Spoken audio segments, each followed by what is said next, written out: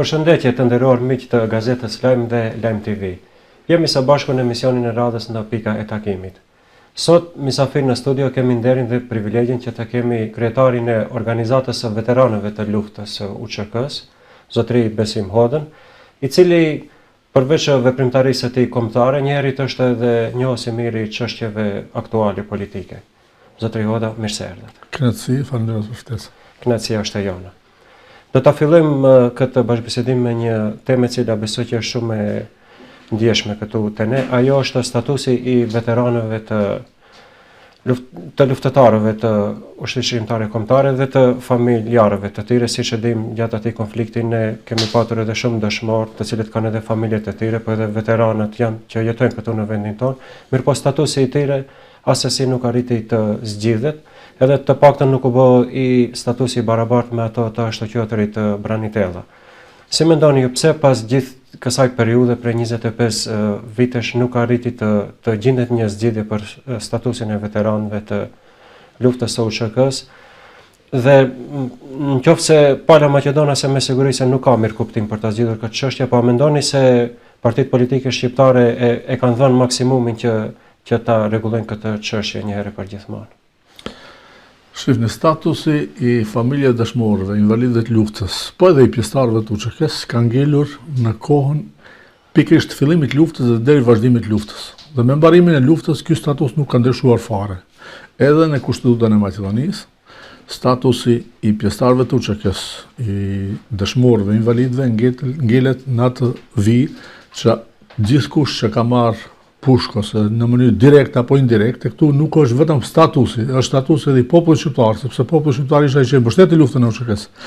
Është decidën e Kushtetutën e Maqedonisë, ashtu si është marrë blanko nga Kushtetuta e ish Jugosllavisë, që çdo kush që në mënyrë direkte apo indirekte ka marrë pjesë në organizime kundër integritetit territorial të Maqedonisë quhen terrorist.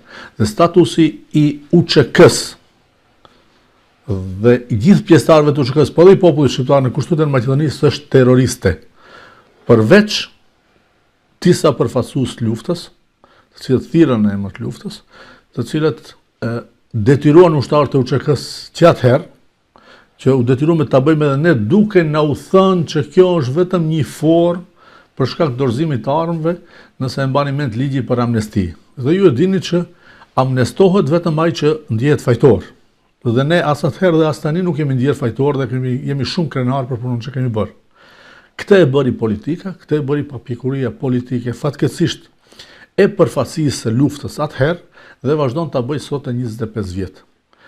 Pra, ata që u amnestuan dhe që janë sot pjesë e politikës dhe pa pikë turpi në çdo përvjetor, shkojnë dhe vendosin lule dhe mbajnë fjalime në përvarrezat dëshmorëve, fatkeqësisht shfrytëzojnë edhe mallin dhe dhimbjen edhe të familjarëve dëshmorëve, edhe pjesëtarëve të UÇK-s, të cilët për të treguar respektin dhe mallin janë në ata manifestime dhe këta vetëm promovojnë veten, duke harruar që ata që përfituan nga lufta e 2001-shit janë vetëm kasta politike dhe ata që u lidhen, që hynë në për partitë politike, qoftë BDI, që është kreu i luftës, dhe sa herë që ka nevojë për mbështetje, për vota, thirret emër të luftës, dhe kur duhet mbrohet lufta, kur duhet të realizohet ligji për familjet e dëshmorëve, invalidët e luftës, për mbrohet ideali realisht, sepse unë ju them, nuk do e rehabilitonte asnjëherë një familje dëshmori, një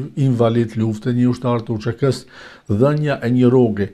Ky është një obligim moral i gjithë shqiptarëve kudo që janë ndaj sakrificës sublime, për shkak se nuk ka gjë më të çmueshme se sa jetë. Dhe më thoni ju, do ishi pajtuar ju që një pjesëtar i afërt i familjes tuaj, djali, vllau, babai, të kompenzohet me 3-400 euro. Kjo është vetëm simbolik. Prandaj, deri në momentin kur nuk zgjidhet statusi juridiko-politik i shqiptarëve të Maqedonisë, i cili nga 2002 këndej përveç frymës së luftës deri 2006, kur shqiptarët e ndjen frymën e lirisë, që kohët dëshmoi që kjo nuk ishte merit e kastës politike që doli nga lufta, po ishte merit e frymës së UÇK-s, sepse realisht ata në politikë duhet piqeshin dhe të jeshin edhe më të suksesshëm. Dhe jo të devalvojnë vazhdimisht siç kanë devalvuar, dhe sot kemi arritur në atë pikë sa që shqiptarët janë totalisht të pa përfaqësuar.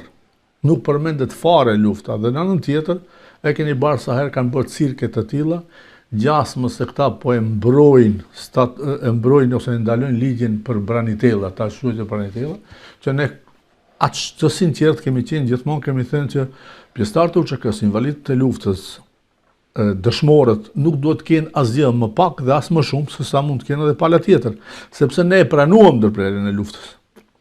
Dhe ish marrëveshja C, që ishte themeli i marrëveshjes Ohrit, thot ku thirret kryesia e BDI-s dhe programi i BDI-s tankon ka qenë realizimi i marrëveshjes Ohrit.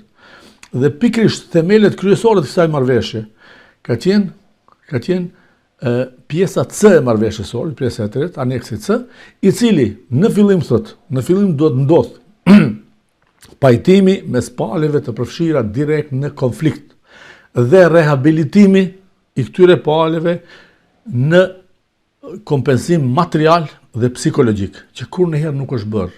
Janë lishuar mjete financiare 2003-2004 nga Bashkia Ndërkombëtare për trajtim psikologjik të pjesëtarëve të luftës, që kanë pasur edhe probleme të tilla, dhe këta para gjithmonë janë keq përdorur nga politika. Dhe asnjëherë nuk ka pas një sistem të tillë. Janë lëshuar shumë mjete financiare atëherë edhe për kompensimin e dëmeve të luftës dhe kjo nuk është bërë. E mbani mend që ka pas edhe një angazhim direkt ku janë pjesë se nuk do t'i përzijim tani edhe fet. Po, kanë qenë dy monumente historike, kulturore, që ka qenë në marrëveshje të Ohrit drejt për drejt për t'u kompenzuar. Ka qenë Kisha e Leshkës, e cila u dëmtua gjatë luftës, edhe Xhamia e Prilepit. Dhe Kisha e Leshkës është ndërtuar dhe shqyr që është ndërtuar, s'kemi diçka kundër, është bërë një kompleks shumë i madh, ndërsa Xhamia e Prilepit sot shërben më shumë si tualet. Dhe kur pyeten se pse nuk është bërë kjo, thuhet që i prek ndjenjat e pjesëtarëve të rënë maqedon. E kuptoni? Dhe gjithmonë jemi akuzuar gjatë luftës për fundamentalizëm islamit, që del që ka fundamentalizëm ortodoks realisht dhe nuk ka fundamentalizëm islam.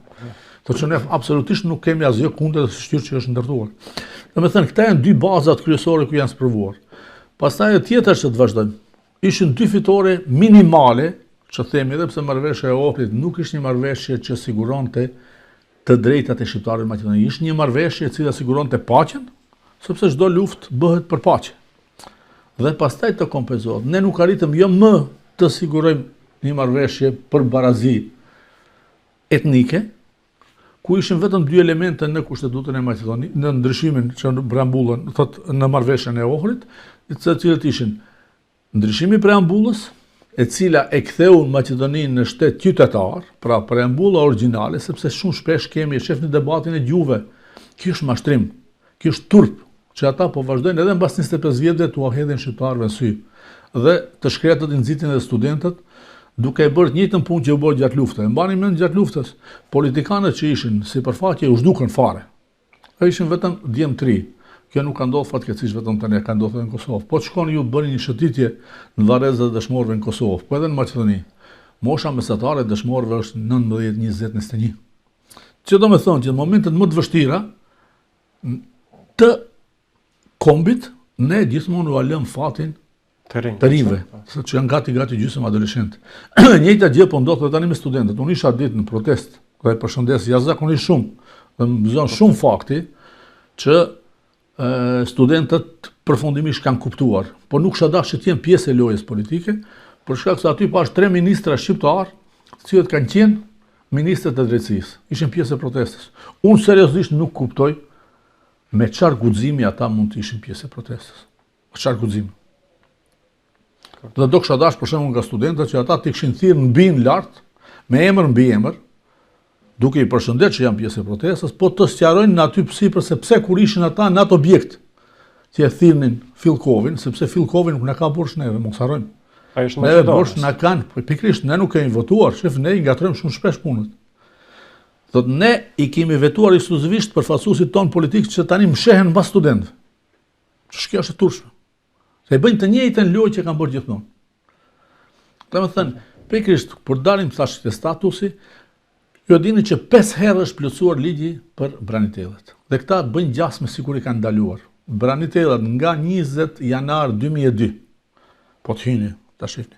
Ata përfitojnë mjete materiale jo vetëm për vete, për familjarët e tyre, për nanën, babën, bile, edhe për një dashnore X në qoftë se e kanë pas dikur ose kanë ndonjë fëmijë, edhe ai fëmiu fiton. Që është absurdi ende më i madh që sa herë kemi përmend. Paramendoni edhe në regjistrime në universitet, që ne kemi bërë marrëveshje si OVL edhe me Shtulin edhe me UTën. A e dini në çfarë kuote hyn pjesëtarët e UÇK-s ose familjarët e dëshmorë për studiuar? Hyn me ligjin e branitellave, sepse në Universitetin e Tetovës sot një branitell vin regjistrohet dhe mbaron fakultet pa para fare, ndërsa një pjesëtar i UÇK-s ose një familjar i dëshmorit, se kështu e kemi, duhet nëpërmjet ligjit të branitellave të mund të përfshihet brenda për kësaj. A harrojmë se po këta ishin ata që vran njerëz kundër Universitetit të Tetovës. Dhe absolutisht mos keq kuptohemi, nuk kemi asgjë fare kundër. Unë në një takim që kemi pas ndërkombëtar kam thënë, paramendoni se si jeni dukur ishi gjithë kasta politike atëherë edhe Maqedonës së Shqiptare, ka qenë në Holidayn, kam thënë paramendoni siç jeni dukur ju para 10 vjetëve, kur keni vrarë 94, kur keni vrarë njerëz për të ndaluar edukimin ose shkollimin e qytetarëve që thonë jemi të barabartë. Si jeni dukur para botës, kam thënë. Dhe më thoni thash çat keq që keni sot ju nga Universiteti i Tetovës. Në Universitetin e Tetovës ju e dini mirë që ka sot 400 studentë maqedon. Që studiojnë pa pikë problemi edhe në gjuhën maqedone. Dhe ne s'kemi asgjë kundër. A e kupton? Dhe ky inferioritet politik fatkeqësisht që nuk është faji palës maqedone. Ne duhet të drejtojmë gishtin nga veti. Ne duhet të qasemi dhe seriozisht duhet të merremi me politikanët tanë, në thojza të them se nuk janë tanë, ata janë për vete, vetëm gojen e kanë plot me shqiptari, me luftë, me diçka tjetër, ndërsa sa herë që vjen në pyetje mbrojtja e idealit kombëtar, mbrojtja e asetit kombëtar, shif, UÇK-ja është aset kombëtar, dhe askush, as Besim Hoda, as Ali Ahmeti, askush që nuk guxon të thirret në emër të UÇK-s. Për shkak se në UÇK ne kemi dëshmor nga Shqipëria, nga Kosova, ka qenë një kontribut mbar kombëtar. Dhe çdo kush që thirret në këtë, vetëm po e materializon personalisht për vetë. Kjo është shumë e dhimbshme, e kupton? Dhe ja ku kemi ardhur sot, që njerëzit kanë filluar të krijojnë averzion ndaj luftës. Ne kemi njëjtin problem në Kosovë. Që ne nuk jemi në gjendje të ndajmë problemet, njësoj që kur është në pyetje mbrojtja e UÇK-s, do të jemi krejt bashkë. Do të protest të jetë kryeministri Albin Kurti, do të jenë gjithë deputetët, gjithë ministrat tjerë. Unë jam shumë dakord që pastaj të jepet llogari për keshpërdorime që kanë bërë në detyra. Po është krejt tjetër. Dhe ne i kemi përzier punët. Dhe kjo po na kushton shumë. Ju e shihni që edhe politikisht ne këtu jemi kthyer në tifo grupe, njëri subjekti i Edi Ramës, tjetri subjekti i Albin Kurtit. E dini pse? Sepse nuk kanë çati japin vet. Kur dikush nuk ka çati jap vet kombit mundohet të mburret me emra të tjerë. Kuptoj. Ju edhe zotëri Oda vetë keni qenë edhe pjesëtar në konfliktin e vitit 2001, por tani 25 vite pas marrëveshjes së Ohrit dhe e shohim se sikur po na shfaqen të njëjtat probleme. Ne përsëri tani debatojmë a është gjuhë shqipe, është gjuhë zyrtare apo nuk është, a jemi kështu të kufizuar me 20%, pastaj përsëri i hapen këto problemet e balancuesit, përfaqësimit të adekuat. Si mendoni ku qëndron problemi që ne pas 25 vitesh prap duhet me të njëjtat tema të merrem? Dhe duhet të them se nisa parës me dy problemet e kushtetutës, dy fitoret e vetme që kanë qenë në marrëveshjen e Ohrit ose në inkorporimet e marrëveshjes së Ohrit origjinale flas. Jo kësaj mashtruese që tani po na paraqesin partitë politike. Se ekziston një kopje origjinale e marrëveshjes së Ohrit, e cila shkruar më vjen keq që nuk e morra atë me vete, se kam e cila shkruar të origjinali vlen vetëm në gjuhën angleze. Dhe aty është decide e qartë që Maqedonia, me këtë do të sqaroj gjithë të pyetjen tuaj. Thotë ne patëm dy fitore në marrëveshjen e Ohrit konkrete, që Maqedonia u kthye po si Kosova në shtet qytetar. Dhe preambulla origjinale e marrëveshjes së Ohrit, që duhet të inkorporohej brenda për brenda kushtetutës së Maqedonisë, ishte Maqedonia është shtet qytetar i të gjithë qytetarëve që jetojnë në Maqedoni pa dallim përkatësie etnike dhe fetare. Kështu e ka dhe Kosovë.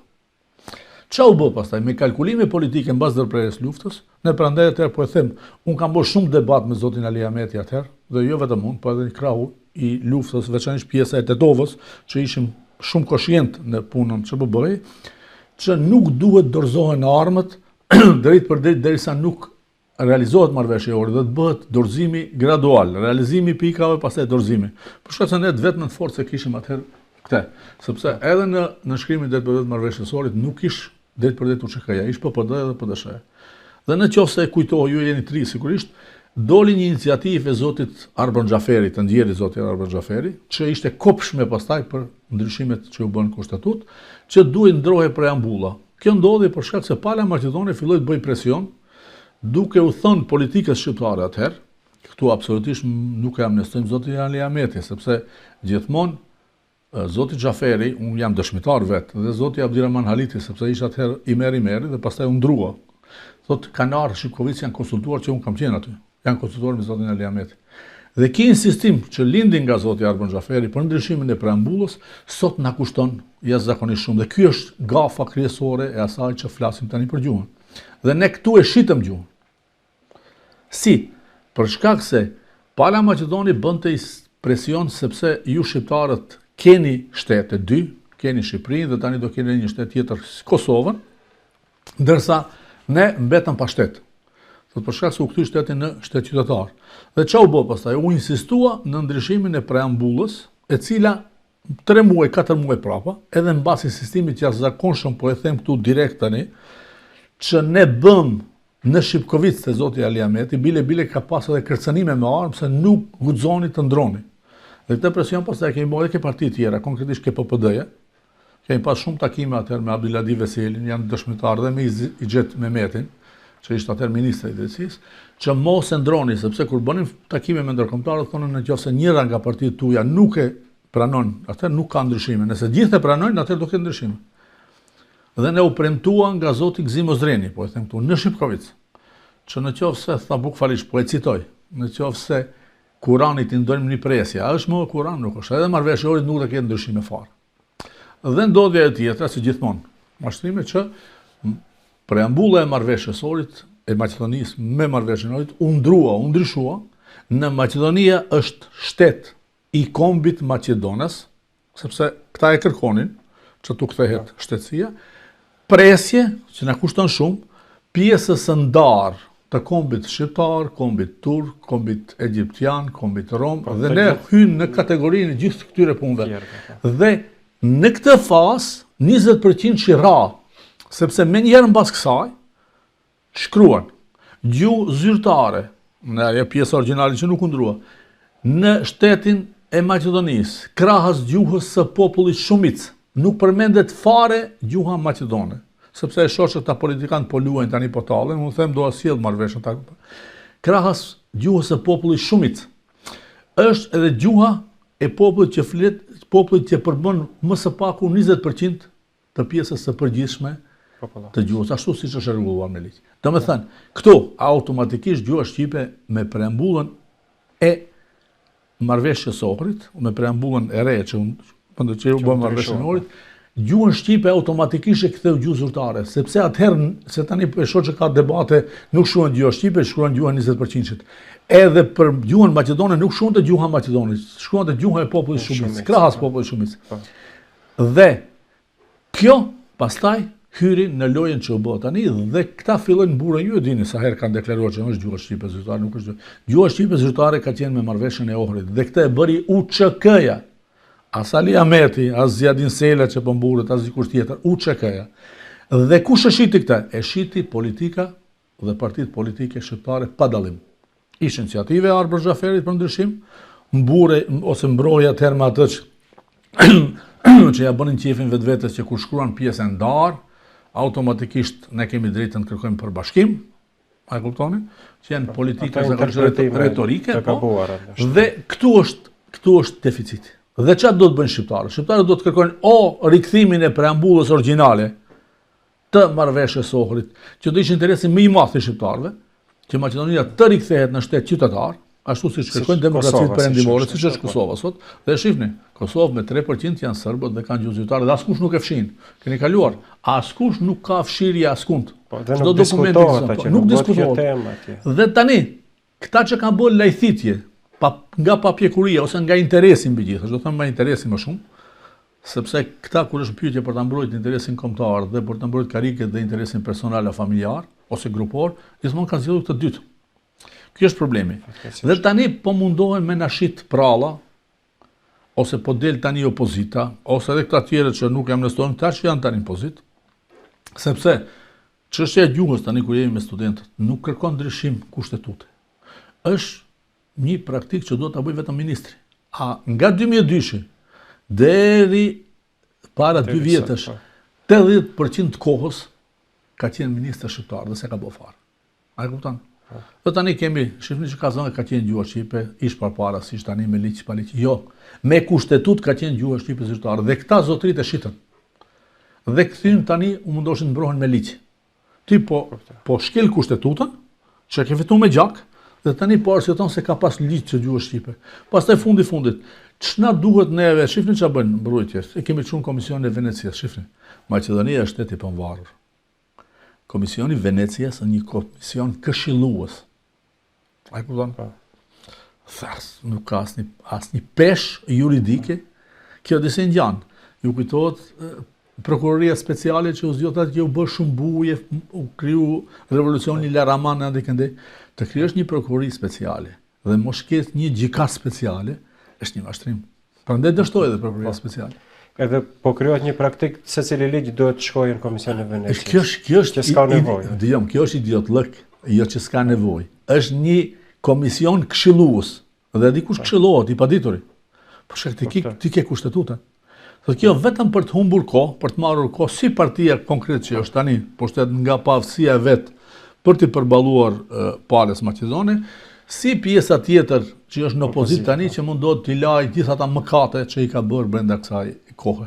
Ajo pjesa tjetër që e përmenda këtu preambull dhe ky është padyshim shitje e interesit kombëtar dhe gjuhës shqipe brenda politikës 25 vjeçare. Pra nga një luftë e fituar për gjuhë dhe për shtetformim, sepse nuk ishte vetëm kur preambulla u kthye në sepse gjuha është tregon shtetformime. Kur preambulla e ktheu Maqedoninë në shtet qytetar, që e ktheu UÇK-ja, jo Ali Ahmeti, gjaku i dëshmorëve dhe gjymtyrëve të bijve më të shtrenjtë, bijve dhe bijave më të shtrenjta të këtij kombi, që sot janë anashkaluar ose përfillen vetëm nëse janë me njërin parti ose me tjetrën parti. Pra nga ushtar të kombit janë kthyer në ushtar partijak me pa pikë turpi. E kupton? Dhe tjetra që ish humbja e dytë që e përmenda, ne e kishim shumicën e Badenterit. Dhe kjo shumicë Badenteri funksionoi deri 2008. Dhe unë gjithmonë e kam thënë, në qoftë se vërtet Zoti Ali Ahmeti dhe BDI-ja do kishin pas kapacitet politik për zgjedhur politikisht pjesë të rëndësishme të interesave shqiptare në Maqedoni, shansen e kam pas 2006-2008. Kur Gruevski me një papjekuri totale politike e mori PD-shën në pushtet, duke pas 11 deputet dhe e la jashtë BDI-n, e cila atëherë përfaqësonte vota shqiptare, jo si tani që nuk kërkon.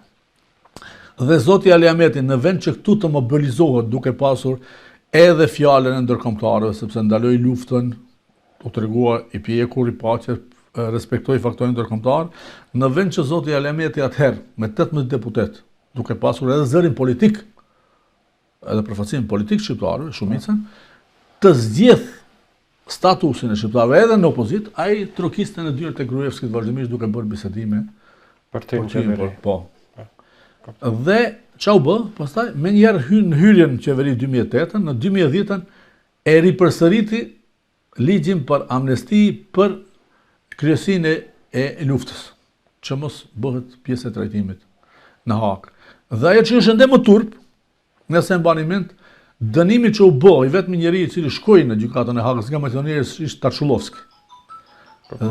Dhe për injorim të fatit të tyre, fatkeqësisht dhe jo të shqiptarëve, Tarshulovski u lëshua atje me amnestinë që bëri politika shqiptare në qeveri dhe me pagesën që u bë po nga qytetarët e shqiptarëve, diku 400.000 euro u dorëzuan në gjykatën e Hagës për të lëshuar Tarshulovski. Dhe me thënë, dhe këta mëkatet nuk duhet larë. Dhe e dyta ajo që nisa them është shumica e Badenterit. Qa bëri politika, pafësia politike e përfaqësuesve shqiptar në qeveri? Dhe të ndroi shumicën e Badenterit në krijimin e komitetit për marrëdhënien ndëretnike.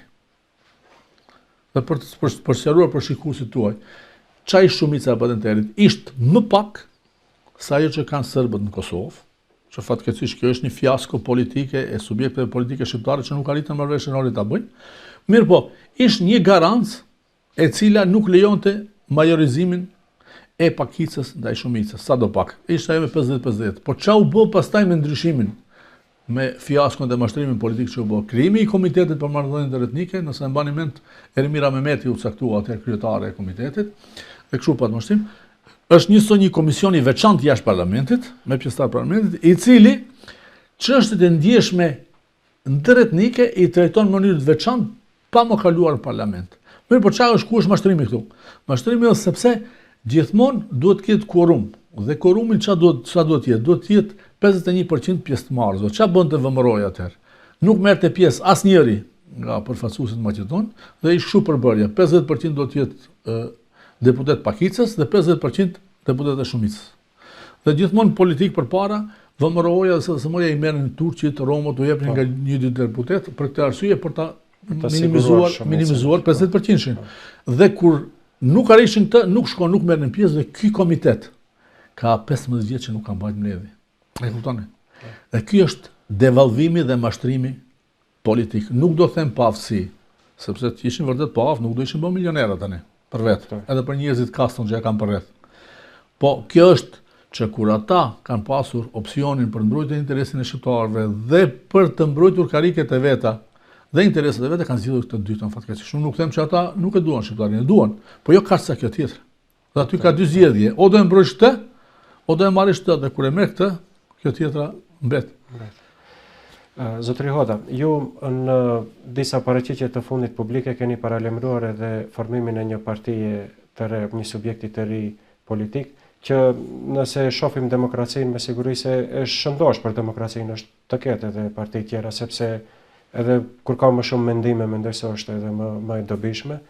Dhe sa mendoni se ka hapësirë për një parti, megjithse në shikim të parë duket se ka një pakënaqësi të madhe edhe nga opozita, ku pati disa reforma në BD, mirë po ngeli një pjesë paksi e pakënaqur.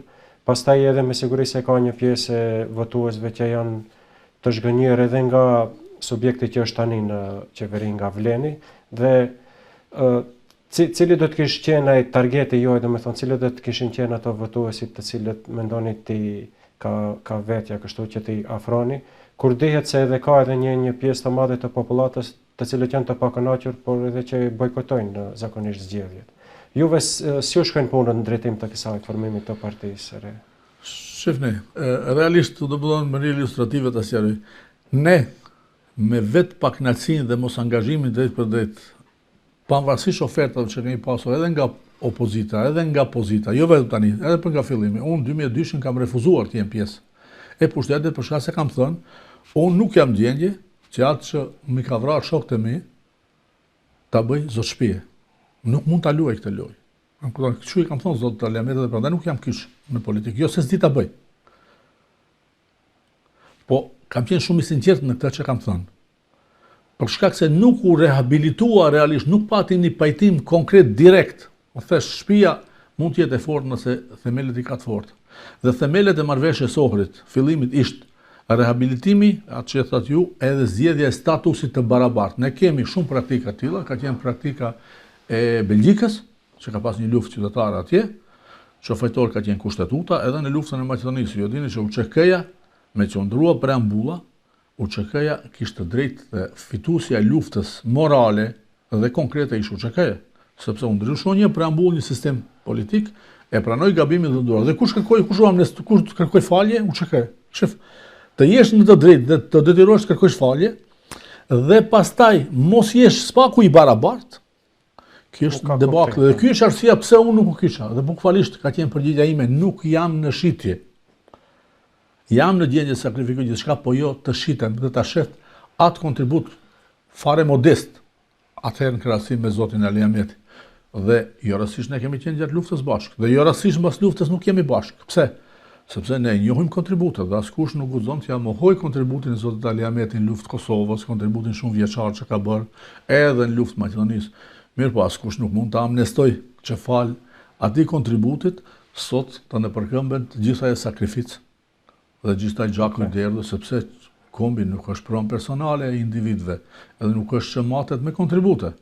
Se në qoftë se matet me kontribute, atë le të tregoj çmimin zoti Aliameti sa e ka, për kontributet që ka dhënë kombi, të dalim ne të mbledhim mjete financiare, shqiptarët janë njohur që japin shumë. Le ta caktoj shumën e atij kontributit, ja paguajmë dhe s'ka problem. E kupton? Po jo të jemi peng tani sepse dikush ka kontribuar. Ju keni dëgjuar që doni të flas. Ne tani, në moment që kam thënë që unë do angazhohem politikisht, edhe pse unë politikisht jam angazhuar që 25 vjet, duke luftuar brenda llojit. Domethënë duke mos u pajtuar, shef, pse do isha bashkë me zotin Aliameti gjatë luftës kur ishte shumë rrezik, shumë sakrificë. Me në gjithë gjë, dhe pse mos do isha në mirëqenie, pse mos isha unë deputet, nuk jam mjaft.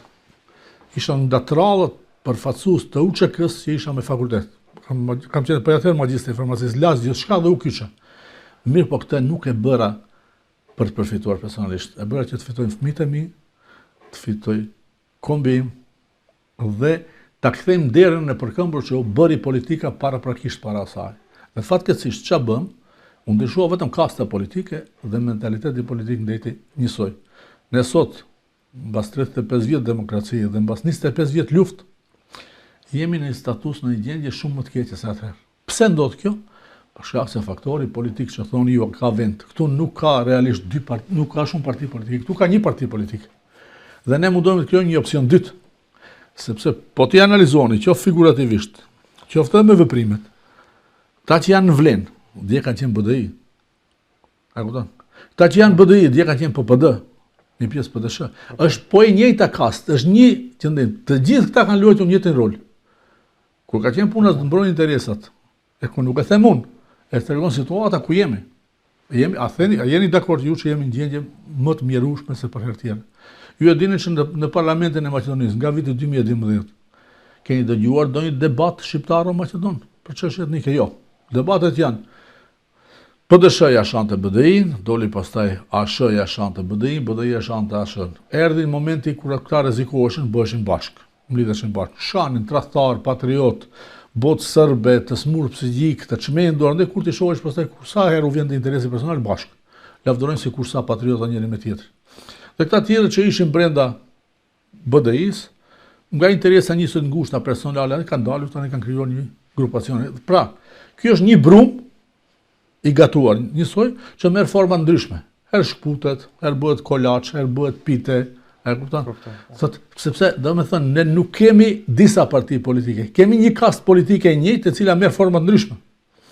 Dhe tendenca është që ne mundohemi të krijojmë një strukturë e cila do vehet në shërbim të popullit për të mbrojtur interesat e popullit. Dhe këtë luftë që po e bëjmë brenda kësaj kohe, brenda 20 vjetëve, ka qenë për ta hekur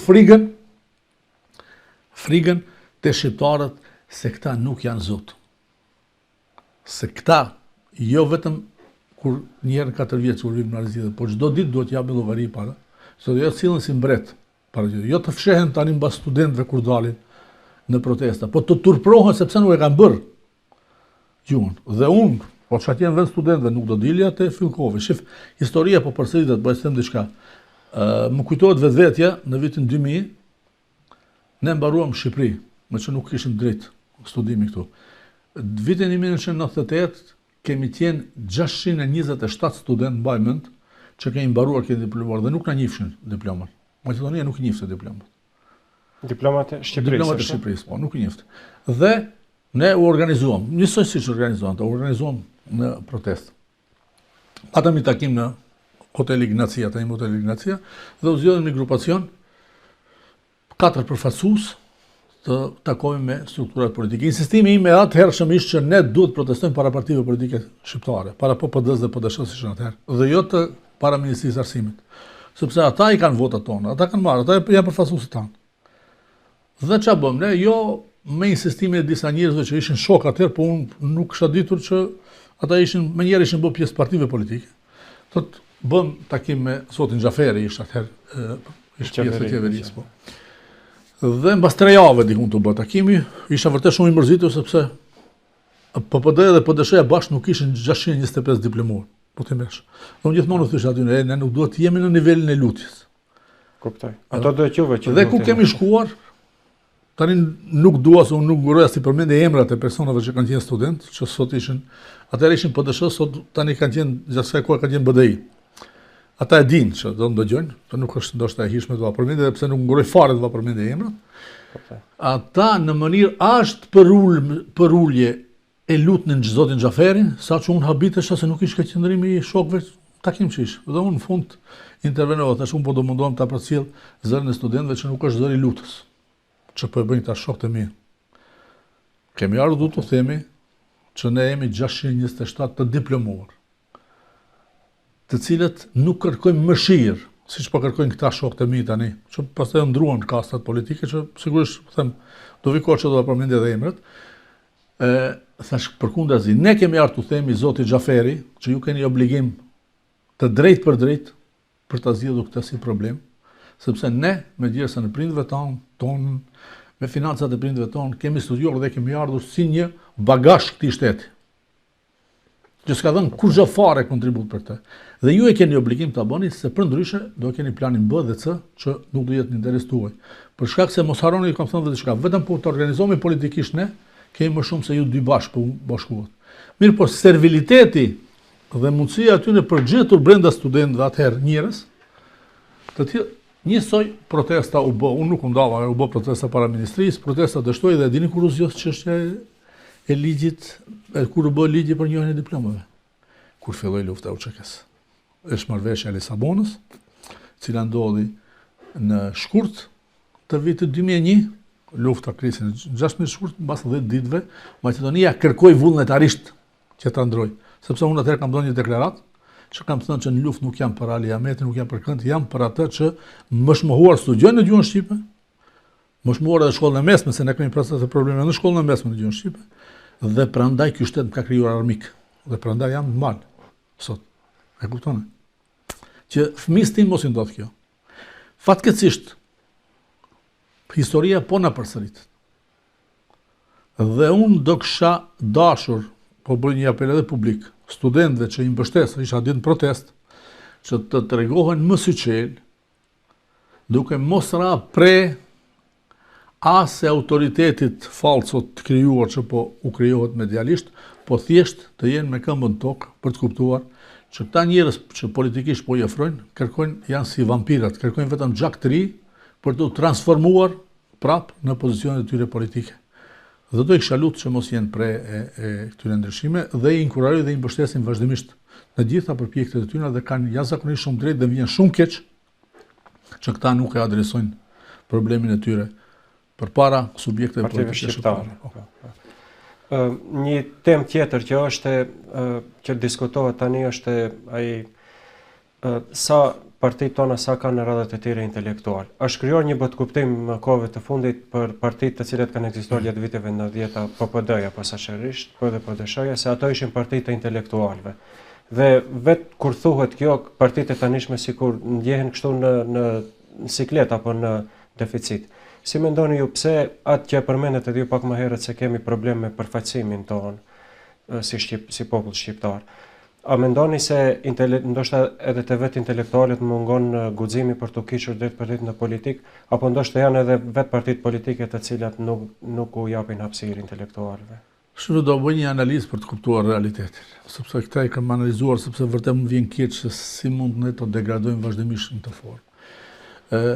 Fatkeqësisht them, atë momenti ka bërë që në 91-shën me ardhjen e demokracisë, domethënë shqiptarët i gjetit pa përgatitur, sepse kasta intelektuale e shqiptarëve atëherë që u përfshin në listat e deputetëve ishin kryesisht profesor të shkollave mesme. Që niveli intelektual ishte me taban i pjekur, por ngritja realisht profesionale ishte deri aty në profesor gjunve dhe ata ishin bartës të proceseve. Çka ishte dallimi atëherë dhe tani? Dhe pse ne kemi degraduar politikisht? Kemi degraduar për shkak se atëherë, po ti thoje një ignoranti ose njeriu të paprigatitur që nuk ka kapacitet që mund të jetë që bëu deputet Trishtonin. Mbani mend, të jo, unë s'jam për këtë punë. Sot, po dalësh rrugë ti thosh dikujt deputet, po më në gjithësif. Pse, realisht? Kush e devalvoi këtë? Devalvoi politika. Pse se këta inkorporuan njerëz të dëgjueshëm pavarësisht profilit tyre që kanë. Këta arritën që edhe në universitetin e Tova që ne luftuam me gjak. Dhe mbas luftën ne kemi qenë si pjesë gard aty, gardian deri në zyrtarizimin e UT-s. Aliu sot mburet thotë zyrtarizova UT-n. Ali Ahmeti ka qenë kundër zyrtarizimit të UT-s, jo figurativisht kundër zyrtarizimit, por nuk u deklaroi publikisht se nuk merrem me këtë çështje. Dhe kemi qenë ne një pjesë e ushtarëve të UÇK-s, jemi vendosur aty duke e trajtuar si aset kombëtar. Nëse nuk e mbaruam luftën, spaku duhet bëhet universiteti, me bindjen që nesër universiteti do jetë një çerdhe ku deputetët, pavarësisht profilit, se nuk mund të jenë gjithë profilësh, do shkojnë atje në katedra të përcaktuara dhe do mbrojnë interesin shqiptar duke marrur ment ose program nga profesorët e katedrave të veçanta. Dhe ç'a ndodhi? Këta jo që e bën këta. Këta i politizuan universitetet, ja bë tre tani, saqë do të kesh libres partijake, po të jesh pjesë e profesorit. Ajo tjetër pastaj që është e keqe, thotë edhe pozicioni i deputetit, ministrave që hyn njerëz të paprigatitur, ata që nuk flasin brenda kësaj kohe, që marrin rrogat majme, shfrytëzojnë momentin, autoritetin e tyre dhe duke hyrë të paditur dhe ignorant si deputet si ministra, kur mbarojnë mandatin bëhen profesor universitar. Dhe sot ne si mund të kemi progresivitet të vi, kur 80% të profesorëve në universitet i kemi pjesë e kastës politike e cila ka dështuar, dhe ti nëse ke dështuar për mbrojtjen e interesave e kombit, si do edukosh brezin e ri? Ma thoj, po bëjmë një analizë tani, të gjithë njerëzit që janë marrë me politikë, që kanë hyrë me fakultet apo me shkollë të mesme në politikë, kanë mbaruar doktora shkenca dhe janë kthyer në universitet. A e kuptoni? Ne kemi prishur gjithçka. Kur t'ja kthejmë edhe politikës tjetër, duhet jemi shumë të sinqertë me veten, sepse duhet gjithmonë të jemi autokritik, dhe unë këtë e kam parim, para kritikoj veten, pastaj kritikoj tjerë. Edhe në vitin 1991, 92, 93. Partitë politike shqiptare bën gabime në hapa. Zotin, në qoftë se ne sot analizojmë, a kemi do një politikan të ndershëm, unë gjithmonë e përmendi si sinonim të ndershmërisë politike, më thoni Nevzat Halili, i cili hyri dhe doli në politikë ndershëm. Mirë, po çfarë bëri? Struktura atëhershme e PPD-s bëri 2 hapa gjigant politik. Nuk e njohin Maqedoninë dhe nuk e njohin kushtetutën. Nëse e bani mend, bën një referendum për drejtat për autonomi politike shqiptare. Mirë, po çfarë ndodhi? Po ata që e bën, që organizuan referendumin, e shkelën vetë dhe vazhdojnë të jenë pjesë e kësaj kaste. A e kupton?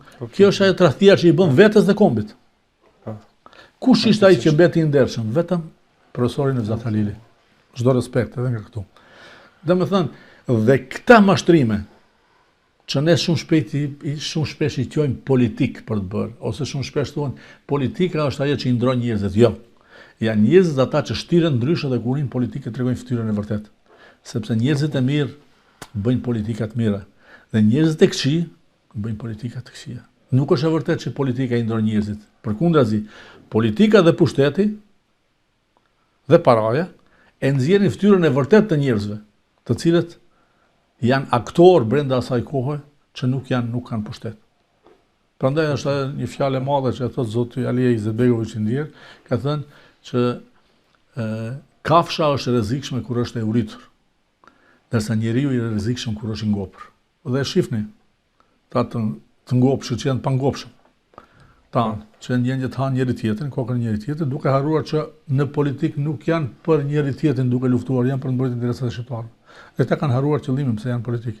Dhe konkretisht fatkeqësia është që partitë politike shqiptare, këta grupacione të interesit, nuk bëjnë politikë për popullin, po bëjnë politikë me popullin.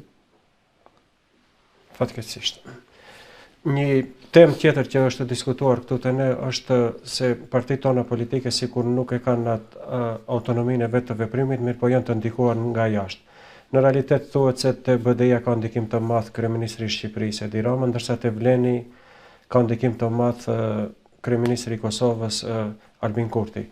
Si mendoni ju këto të quajnë ndërhyrje apo mos të quajnë ndërhyrje, se ndoshta nuk duhet të shihen vetëm në atë kontestin negativ, mund të jenë edhe pozitive kur bëhen ndonjë frymë të unitetit. Mirë po mendoni se partitë tona duhet të kenë më shumë kapacitete kështu autonome për të krijuar kështu politika që janë më autentike të jenë, të pavarura.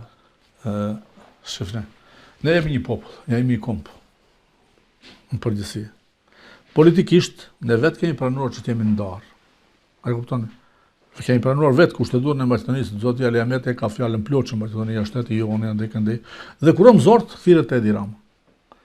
Unë do isha shumë dakord, e them publikisht, që unë jam i bindur që shqiptarët këtë duhet të jetojnë me një shtet.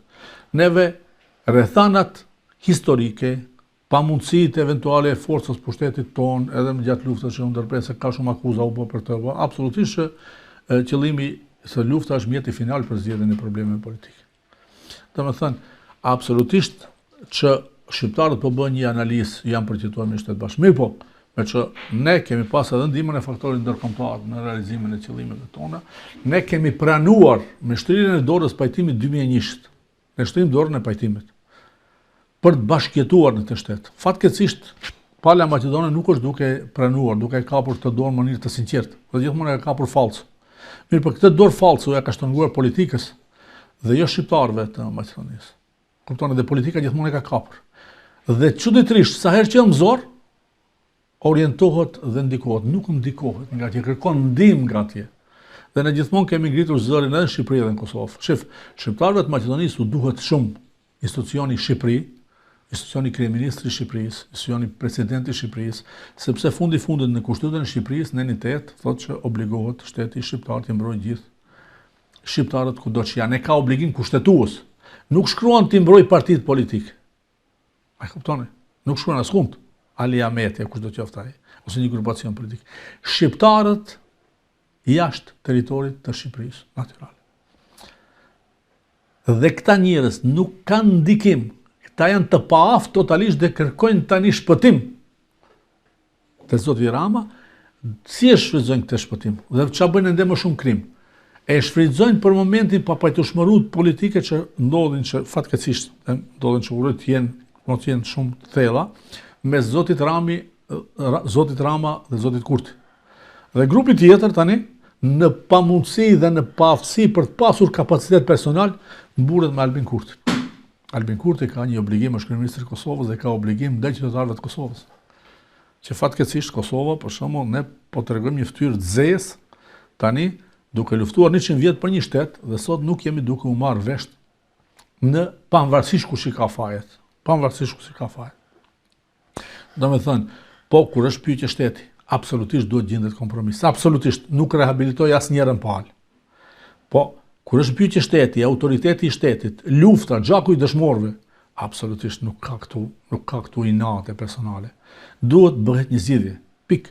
Dhe jo brenda një vit e gjys të shkohet 8 herë. Domethënë, kjo është ende shumë dëm më i madh. Dhe çfarë bëjnë partitë tona politike ose grupacione tjetër këtu? Mshehet pas Albin Kurtit. Domethënë, mos mendoni se nuk është ndikimi. Është paaftësia. Se ti është ndikimi do ish mirë, do është normal që duhet të kenë ndikim. Mirë, po jo ndikim individual. Edhe zoti Kurti nuk duhet të shfrytëzoj për shembull tani zënkat personale për autoritet mes Ramës dhe të ndikoj në tjetër. A kuptoni? Po kush i ka fajt këtu i kanë partitë tona politike. Paaftësitë e tyre totale tani kërkojnë shpëtim duke u servilosur, jo ndikim, se nuk ka ndikim. Kjo është servilizëm total që do bjerë shumë shpejt në ujë, sepse detyrimisht Kosova dhe Shqipëria detyrimisht ecin bashkë dhe fundi ata i kanë zgjidhur probleme. Shef partitë politike tona, përfaqësuesit tonë politik, e kanë një obligim që duhet institucioneve Shqipërisë dhe Kosovës të bëjnë me dije që ndërtimi i politikave, i marrëdhënieve ndërshtetërore me Maqedoninë të bëhet nëpërmjet shqiptarëve të Maqedonisë. Dhe ju e dini që Maqedonia për momentin ka 4 shtete fqinje që ka, edhe Greqia e konteston edhe Bullgaria e konteston. Dhe vetme që nuk e kontestojnë as popullin Maqedon, as gjuhën Maqedon, as shtetin e Maqedonisë, as Shqipëria dhe Kosova. Dhe si u kthejnë këta shqiptarëve, bashkëqytetarëve të tyre shqiptar dhe bashkombasve të Shqipërisë dhe Kosovës, u kthejnë duke i nënçmuar. Pse ndodh kjo? Për shkak të servilizmit të partive politike tona, të individëve të caktuar, grupacioneve, të cilët lëpihen dhe levaren mbas Edi Ramës dhe mbas Kurtit, duke shkelur mbi shqiptarët e Maqedonisë. Dhe si do ishte ndershme do ishte që këta individ të kërkojnë ndihmë te Kurti dhe te zoti Rama, hajde ta zgjidhin të problemet dhe mos i keni marrëdhënie të mira në Maqedoni, nëse kjo shkel në interes të shqiptarëve. Po këta çfarë thonë? S'jam më rëndësi shqiptarët, ju me ne jeni mirë. Se ne jemi mëzor tani. E kuptoj. Ky prandaj nuk ka ndikim, lënia ndikimin. A e kuptoni se vllau nuk ka ndikim, ju e keni parë që vllau që është me vllaun kur ndan diçka pas yjet gati vinë në vritën. Tu ka interes. Ndikimi është ndryshe. Interes për bejetuar. Ndikimi është ndryshe, di kur ndikimi. Që ne jemi harmonizuar, jemi homogenizuar si shqiptar dhe mundohemi të zgjidhim probleme nuk bëhen, pastaj kërkojmë ndikim nga Shqipëria dhe nga Kosova. Ne këtu jemi përçar totalisht. Ne kemi këtu përfaqësues politik që janë të kapur me lloj, pse nuk dalin? Ja, BDI-ja është pushtetot, kam shumicë, pse nuk dalin protesta? Pse nuk dalin protesta, ndrojnë interes. Po nuk kanë se i kanë të gjithë funksionarët gati i kanë të korruptuar. Dhe mundon të jenë bas studentëve. A e kuptoni? Dhe ky është perceptimi gabim, jashtëzakonshëm kur themi ne ka ndikim, s'ka ndikim. Jo, nuk ka ndikim. Problemi është që këta kanë shkelur mbi interesin e shqiptarëve dhe shpëtimin e kërkojnë tani duke krijuar mitësi personale, individuale, dhe prandaj thuhet kjo. Përndryshe, absolutisht nuk ka ndikim. Zotëri Hoda, unë ju falenderoj për kohën që ndat për të qenë pjesë e emisionit tonë dhe ju falenderoj për këtë bashkëbisedim kaq të hapur dhe të sinqert. Ish kënaqësi si gjithmonë, unë gjithmonë do të tentoj të jemi hapur, edhe uroj që gjithë këta të arrin vesh të bashkëqytetarëve tonë që ata definitivisht zgjohen sepse ne sot jemi para dilemave të mëdha. Gjithmonë e keni dëgjuar edhe opozita tani që ishte opozitë dje, edhe kjo tjetër tani thonë po na ikin njerëz pse nuk i ndalim se ndalim. Ikja ndodh për shkak të demoralizimit total. Sepse në këtë gjendje ku jemi, shqiptarët e Maqedonisë janë pa ëndër dhe një njeri ose një popull që nuk ka ëndër është i destinuar për të zhdukur ose për të shturur ose për të ikur. Dhe ne çfarë do të bëjmë? Të zgjohemi, të ndërtojmë ëndrrën në këtë tokë, të ndërtojmë të ardhmen e fëmijëve tonë, jo tonën, për shkak se lufta po bëhet për qëllimin për të jetuar sot për nesër. Jo, një prind i mirë, një politikan i mirë, një intelektual i mirë që fatkeqësisht na mungojnë shumë, sepse intelektualët shihen ditë këqija, ata japin mendime dhe nuk fshehen mbas studentëve ose mbas partive politike. Çfarë bën? E ndërton të ardhmen e fëmijëve të tyre, sepse fundit ne sot punojmë, ju dini vetë ku shkonin me shqiptore, shkonin për blerë për veten, po menjëherë shkonin merrni për fëmijën, jo për vetë. Dhe nëse ne kombin dhe trajtojmë dhe duam si fëmijën, që japim gjithçka, jo duke pritur që aq na kthejnë neve, siç po bëjnë këta politikanët tonë, e keni dëgjuar, e dini çka kanë bënë për popull, çka kanë bënë. Moment që ti thua di çka kanë bënë për popullin, ti kërkon shpërblim. Ti je mercenar. Dhe gjithë ata që kërkojnë kthim nga ajo që kanë bërë, për mua janë mercenar. Dhe kombi jon nuk ka nevojë për mercenar, po ka nevojë për intelektual dhe për udhëheqës për ndërtuar të ardhmen e fëmijëve tonë në këtë troje, dhe jo duke e pasur gojën plot me patriotizëm, sepse jo rastësisht po e them, gjermanët e kanë një shprehje shumë të mirë që thonë toka gjermane mbi të gjitha. Thonë ne e themi kombi shqiptar. Nocioni komb është i papërcaktuar, i paprekshëm. Dhe askush, as ty as unë nuk mund ta dim kush është më kombëtar, se nuk matet kjo. Matet toka, matet vendi ku jetojmë, dhe fatkeqësisht politikanët shqiptar dhe politika shqiptare ka sjellur që shqiptarët e Maqedonisë sot të jenë qiraxhi në tokë të vet.